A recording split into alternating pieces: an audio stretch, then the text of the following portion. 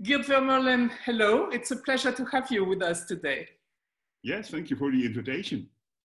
Thank you. It's a pleasure. You're the CEO of ECMC, the Ethics and Compliance Management Consulting.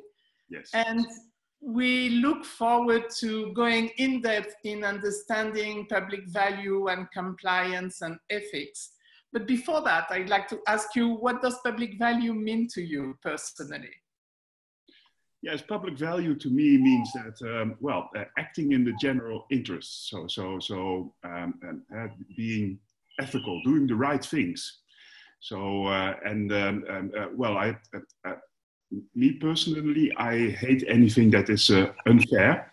And that's why I really enjoy being working in the field of ethics and compliance, making sure trying to ensure that people and companies do the right things. Well, I see the moral aspect, of course, of ethics, but sometimes we are confronted with dilemmas. And sometimes it's actually quite difficult to do the right thing when the law allows two different positions. So is it something you bring as an expertise to companies? So the dilemmas, so what I also do is I do quite a lot of dilemma training because, well, who am I to say what is right? So I think these are the things that we need to have a discussion on and then try to see whether we can get to some common position. On the one hand, there is the law. But there is also the intention behind the law, and the law is also a reflection of beliefs in society. So, personally, as a compliance officer, I'm stimulating people to make sure that they stay within the boundaries of the law. But also, as an ethics and compliance officer, I try to make sure that they also look at, doing the right thing. So sometimes there are things that are not prohibited by law, but that may not necessarily be the right thing to do. And I want, so when I work at a company, I want my employees to think about that and have a discussion about that. So I do a lot of dilemma sessions. Whenever I do a compliance training, I always try to fit in a little dilemma so we can have a discussion. Yeah. Is the right solution to a dilemma always what the majority thinks it is? That is a good question. Not necessarily, and these are actually also that's also one of the topics that I try to discuss when we are having those dilemma sessions. So it's if you take a position, there may be some people who would, let's say, lose, and how do you take account of the interests of let's say the minorities? So that is also an important aspect of a dilemma, I would say. So take into consideration the interest or the needs of the minorities is part of ethics, generally speaking. And I understand that taking into consideration the needs of our planet and the environment is also becoming part of ethics, yes? Okay, so there are connections between ethics and compliance on the one hand, and let's say CSR, corporate social responsibility, on the other hand. Maybe the Volkswagen case is a good example. So what happened there is that Volkswagen, there was this emission scandal. They cheated, or they had a cheating device, and as a result, there has been more. There are more emissions indeed than there should be. And you can look at that like, so it started like just a little technical problem at a company, and people probably said, well, just solve it because we need to have the factory has to work, and We need to produce cars, so this technical problem has to be solved. And there were a couple of engineers who thought, okay, so let's solve this challenge by making a cheating device. But I wonder whether they realized that what the effects would be. And I still don't think that there are a lot of people who actually realize what the effects has been. So there has been some research by the University of Nijmegen who said that as a result of this cheating device, this has already costed in the 10,000s of healthy life years of people. And that is something, you know, if you're just trying to solve a technical problem, that may not come up in your mind immediately. And it's also because there's no direct cause and effect. So you can't say, okay, so my aunt died 2 years early because Volkswagen made this cheating device. So there's no so people don't hold it against Volkswagen that much. But you know, if you look at it from an ethical perspective and an environmental perspective, a CSR perspective, and it was also a compliance challenge.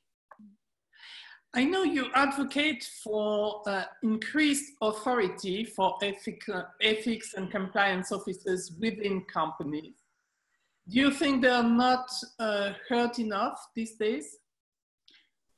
Things are improving, so things are getting better. And if I look at company scandals, there's usually something wrong with the controls, financial controls or compliance controls, with the culture and behavior within the company, or within the governance. And then I usually, because that's my profession, I focus on the governance of the ethics and compliance people. So what I sometimes see is that that sometimes the compliance people know of a problem, but they are not being heard. So there's no, sometimes, for example, it is possible when they report into legal or into a risk officer, that the real ethical debate is not had at board level. So I usually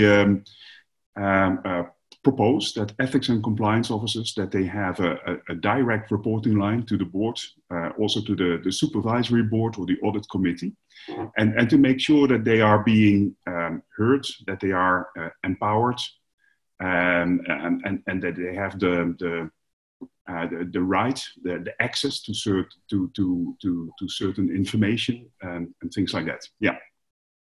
We increasingly see sustainability reports. Companies really work on sustainability, not only for reputational purposes, but also to embrace this idea that business is here to be good to society and the environment. Do you think an ethics report need also to become public and to be pushed forward, or should it be integrated into sustainability? So what I've seen recently is that there is more and more attention for what they call ESG investing. Yes. So there are ESG indexes, and I recently saw that there is even recently a company launched their first ESG tracker. I think, okay, so if I look at, okay, when I look at my CEO and CFO, when do they really get nervous? It's when they have their quarterly call with the analysts, because the result of the call is going to be an advice from the analyst to buy or to hold or to sell the share. And this is something that that is usually very important for the CEO and CFO, because that determines how they are perceived, how good they are doing. So I was thinking, okay, so can't we develop something, an indicator of ethics to stimulate people? So analysts can ask about how the company is doing on in regard of ethics, and give a hold, buy or sell advice accordingly. because I strongly believe that ethical companies, that they also will perform better financially in the long term. So there's a connection between the two, ethics and financial performance. But I can imagine it's very difficult to develop something like an ethical index. So, and I see the ESG index as a first step. So as I said before, so there are connections between CSR and ethics, but it's not exactly the same. So I've also been thinking, well, I encourage this development towards investors trying to invest in companies that have a good reputation on ESG. But I'm thinking like, oh, shouldn't we add something about ethics there? But how to do that? Yeah. Well, the reason why I'm asking is that you also advocate for good ethics as a leverage for trust, for increasing trust. Yeah. And this is exactly the same discourse, the same narrative as sustainability experts would use.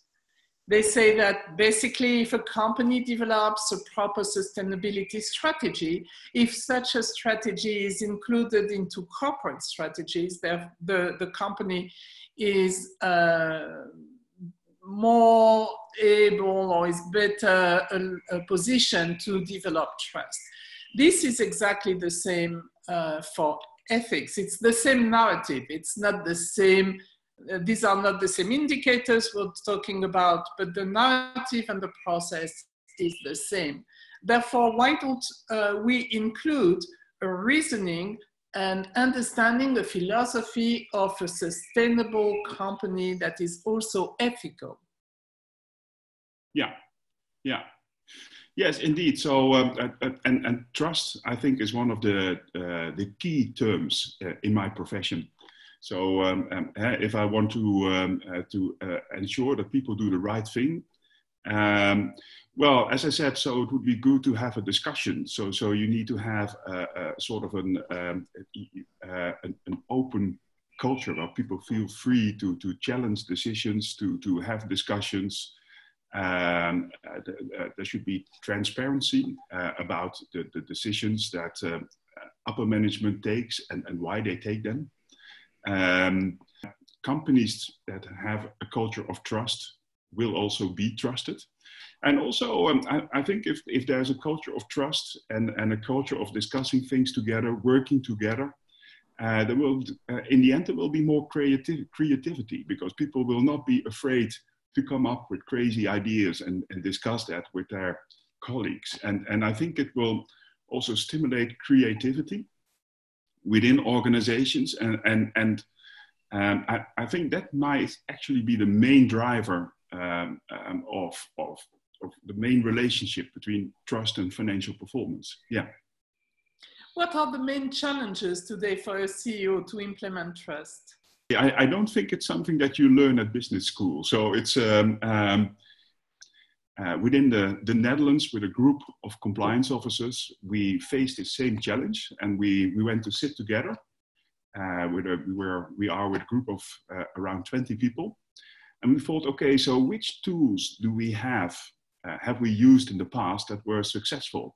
So we were sitting together, exchanging experiences, and at a given moment we started writing things like, okay, so this is something that I did that really worked.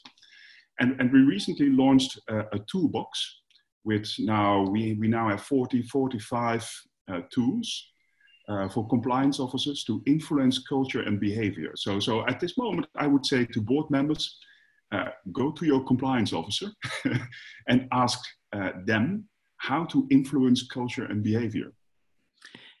If your tool is in English, we will gladly integrate a link to it on this webpage, because I believe it can be very useful to a number of CEOs or even top managers. Indeed, yeah. And so at the moment it's in Dutch, but we are thinking about translating it. And and how to make it available for a broader audience. So at this moment, it's only available for members of the Dutch Compliance Officer Association.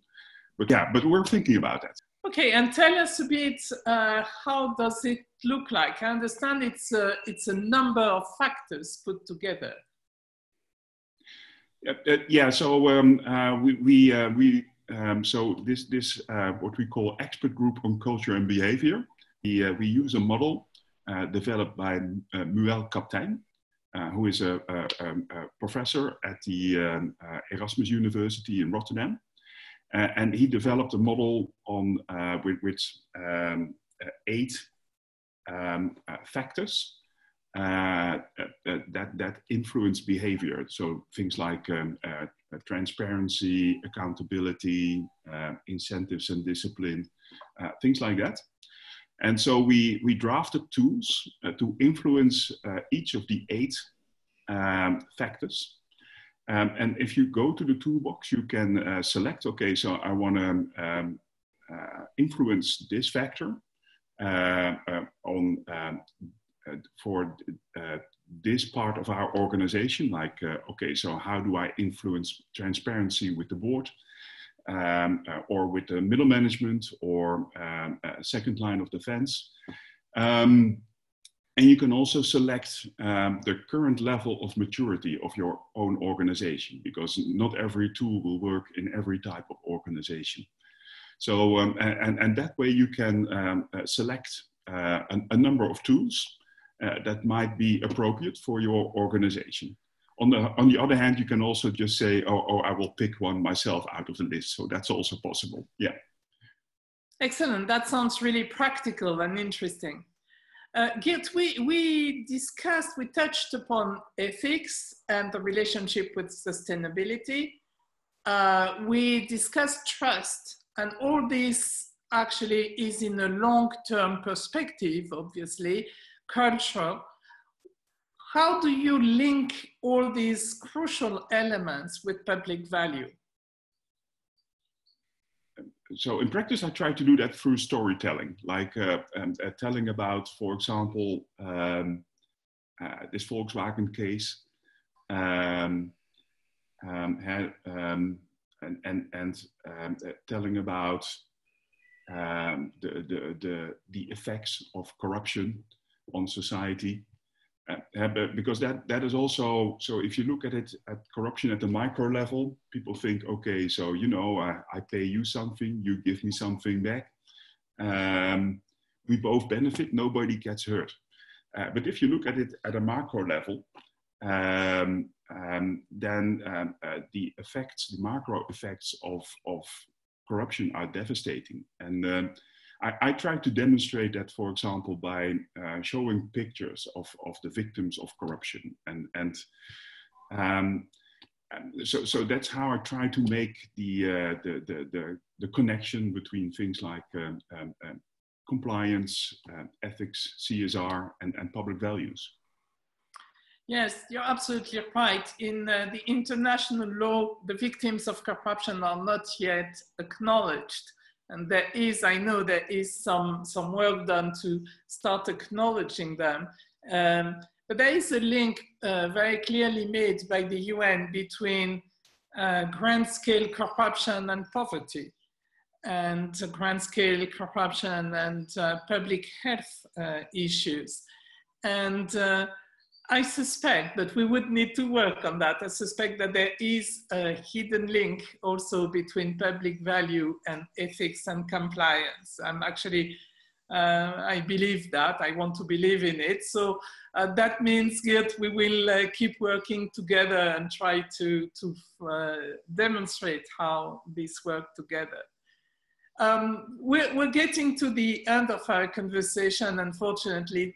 Tell me, please, when a CEO comes to you and says, I'm overwhelmed, you know, all these questions about sustainability, I want to do the right thing, but I'm also totally linked to my board, and I do need to bring profit.